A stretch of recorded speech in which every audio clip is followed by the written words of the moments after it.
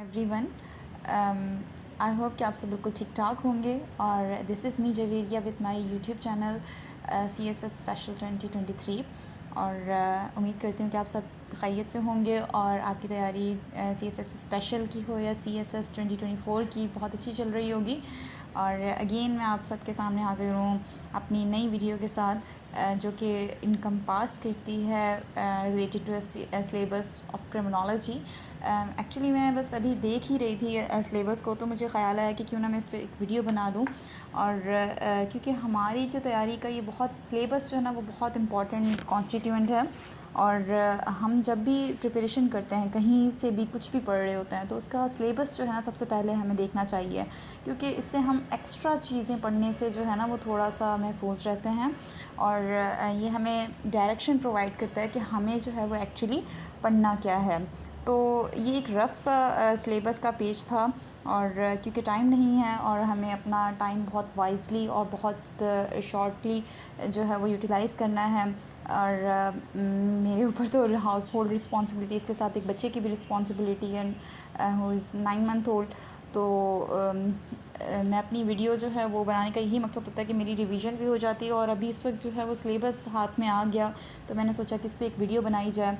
और क्योंकि काफ़ी सारे बच्चे जो हैं वो ये एफ़र्ट नहीं करते, बहुत सारे तो कर लेते हैं, लेकिन बहुत सारे ऐसे भी होते हैं जो कि सिलेबस जो है उन्हें पता भी नहीं होता कि कहाँ से देखना है, क्या करना है, क्योंकि बहुत सारे बिल्कुल न्यू हैं हमारी तरह। तो उनके लिए जो है ना वो बिल्कुल एक छोटी सी वीडियो है, हार्डली 3 to 4 मिनट्स की मैं चाहूँगी कि हो जाए, ज़्यादा लंबी ना हो। तो चले हम आते हैं अपने टॉपिक की तरफ, ज़्यादा हम इधर उधर नहीं चाहते।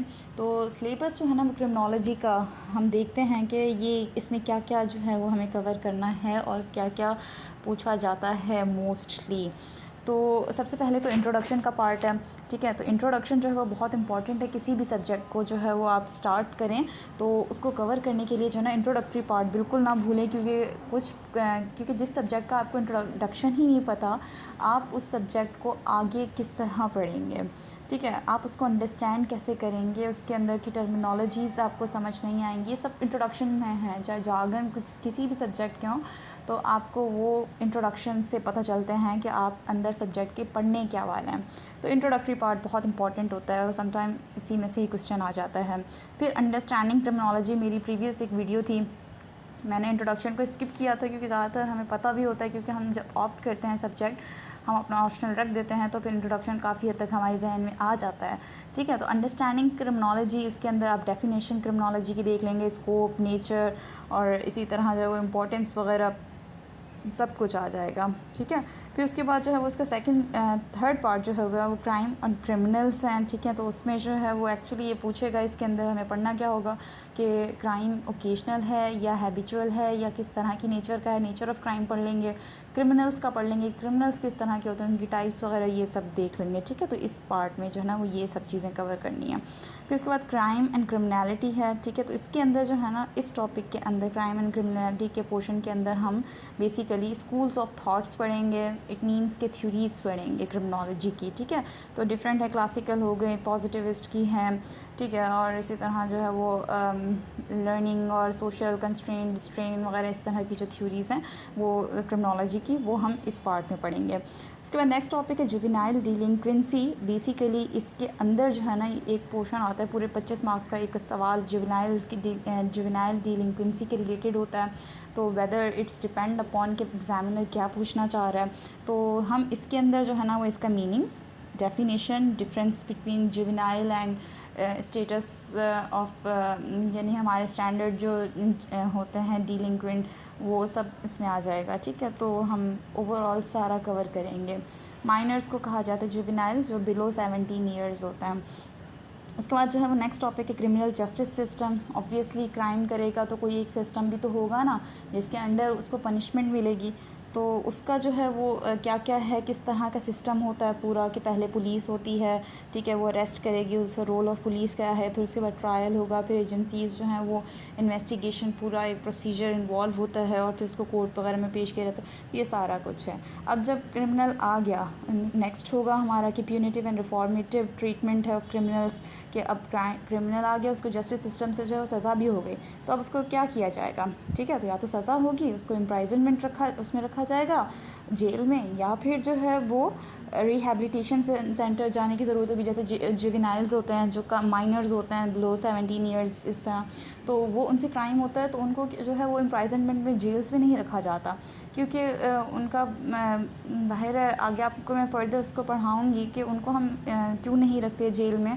तो उनके लिए रिहेबिलिटेशन सेंटर्स हैं, या कोई जो है वो किसी का दिमाग जो है वो एबनॉर्मल होता है, उससे डिलिंक्वेंट होता है वो, ठीक है, तो वो भी क्यों होता है वो भी हम आगे पढ़ेंगे।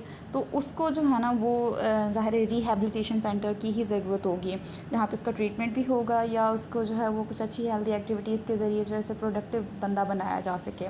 फिर उसके बाद जो है वो नेक्स्ट टॉपिक है क्रिमिनल इन्वेस्टिगेशन, ठीक है। तो उसके अंदर जो है ना क्रिमिनल इन्वेस्टिगेशन के अंदर जो है ना बेसिकली उसके प्रिंसिपल्स पढ़ेंगे, ठीक है। मैनुअल ऑफ प्रिलिमिनरी इन्वेस्टिगेशन है कि क्या क्या ज़रूरी होता है प्रिलिमिनरी इन्वेस्टिगेशंस के लिए, ठीक है। तो इन्वेस्टिगेटिंग ऑपरेशंस जो हैं वो कैसे होते हैं, डेटाबेस वगैरह क्या है, ये सारा कुछ, ये बहुत इंपॉर्टेंट टॉपिक है, ये मस्ट आपको कवर करना है। और मैं भी इंशाल्लाह कोशिश करूँगी कि 1-2 दिन में जो है इन सब चीज़ों को कवर करके इसकी वीडियो बनाऊँ, क्योंकि टाइम बहुत शॉर्ट है, आप सबको भी रिवीजन करनी होगी और मुझे भी।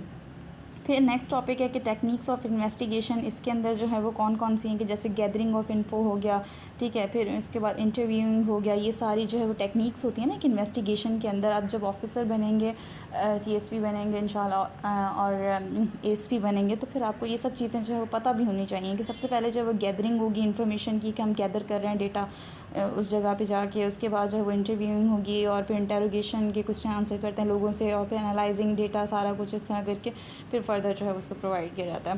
फिर उसके बाद जो है वो लीगल एंड एथिकल गाइडलाइंस जो हैं वो फॉर इन्वेस्टिगेटर्स के जो है इन्वेस्टिगेशन के दौरान जो है वो कौन कौन सी लीगल एंड एथिकल गाइडलाइंस को जो वो फॉलो करते हैं इन्वेस्टिगेटर।